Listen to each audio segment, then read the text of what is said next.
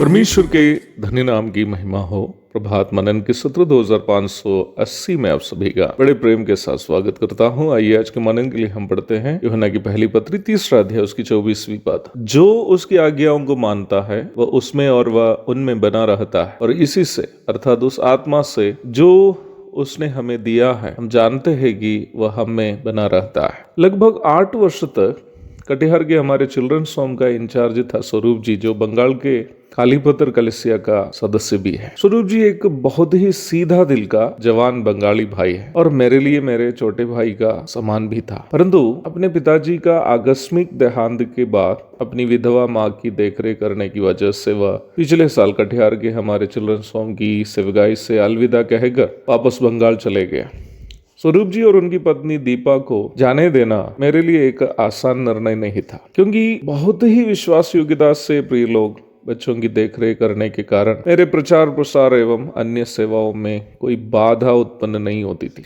पिछले साल के मई महीने में स्वरूप लोगों का जाने के दिन नजदीक होने पर भी मुझे चिल्ड्रंस होम के बच्चों की देखरेख करने के लिए और कोई नया परिवार को नहीं मिला था। परेशान होकर मैं एक दिन शाम के समय स्वरूप जी और दीपा जी को अपने ऑफिस में बुलवाया और उनसे पूछा, स्वरूप जी आप जानते हैं कि अब तक कोई नए परिवार मुझे नहीं मिला है, क्या आप लोग 1 साल और रह सकते हैं? थोड़ी देर की खामोशी के बाद स्वरूप जी मुझसे इस प्रकार कहा, सर पिछले 8 साल से मैं आपके साथ काम कर रहा, एक बार भी मैंने आपकी कोई आज्ञा को ना नहीं कहा। यदि अभी भी आप बोलेंगे तो मैं ना नहीं बोल पाऊंगा। मैं भी उसी समय ये बात सोचने लगा कि सही है, कभी एक बार भी उन्होंने मुझसे ये नहीं कहा कि ये काम मुझसे नहीं होगा। वो मेरे साथ मेरे स्टाफ के रूप में नहीं था, बल्कि मेरे छोटे भाई की तरह काम करता था।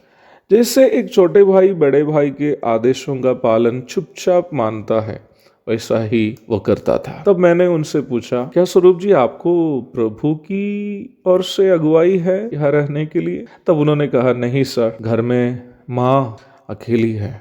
तब मैंने कहा, ठीक है स्वरूप जी आप जाइए, क्योंकि मैं भी नहीं चाहता था कि उनका दिल को दुखाकर मेरे साथ उन्हें रखे। आज्ञा का पालन जब कोई खुशी से करता है तो वो अधीनता से बढ़कर दूसरे से अपना प्रेम का प्रदर्शन है। प्रभु यीशु मसीह ने कहा, यदि कोई मुझसे प्रेम रखेगा तो वो मेरे वचन को मानेगा और मेरे पिता उससे प्रेम रखेगा और हम उसके पास आएंगे और उसके साथ वास करेंगे। यूहन्ना 14:23। प्रभु के अनुसार आज्ञा का पालन न केवल प्रेम का प्रदर्शन है, बल्कि ये एक गहरा आत्मिक संबंध का प्रमाण भी है। जब पिता की इच्छा अनुसार पुत्र स्वयं पापबलि होने हेतु धरती पर मनुष्य रूप में आने के लिए तैयार हुआ, तो ये पिता और पुत्र के बीच का गहरा संबंध को भी सूचित करता है। पिता, पुत्र एवं पवित्र आत्मा 3 अलग अलग व्यक्ति है, उसके बावजूद उनके एकत्रित अस्तित्व एक दूसरे से उनका गहरा प्रेम और आत्मिक संबंध का प्रमाण। तो प्रभु यह सूचित कर रहा है कि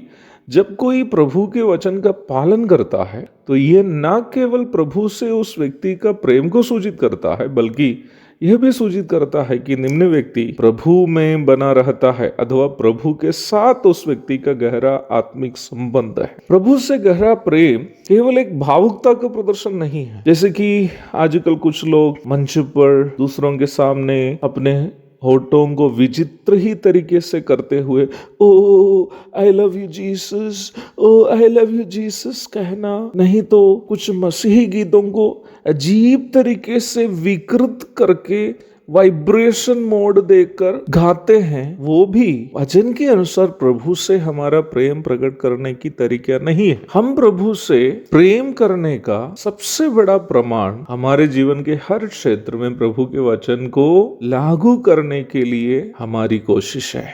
इस प्रकार की कोशिश यदि कोई कर पाता हो तो वो ये सूचित करता है कि वो व्यक्ति प्रभु से प्रेम करता है। वचन यही सिखाता है। और इस प्रकार कोशिश यदि कोई कर पाना हो तो वो काम केवल पवित्र आत्मा की प्रेरणा से ही संभव है। परमेश्वर के वचन को जीवन के हर क्षेत्र में लागू करने हेतु हमारे अंदर होने वाला पवित्र आत्मा की प्रेरणा इस बात का भी प्रमाण है कि प्रभु हमारे अंदर वास करता है, अर्थात हम वास्तव में उद्धार पाए हुए हैं। एक और शुभ दिन की धन्य कामनाओं के साथ आज का मनन में समाप्त करता हूँ।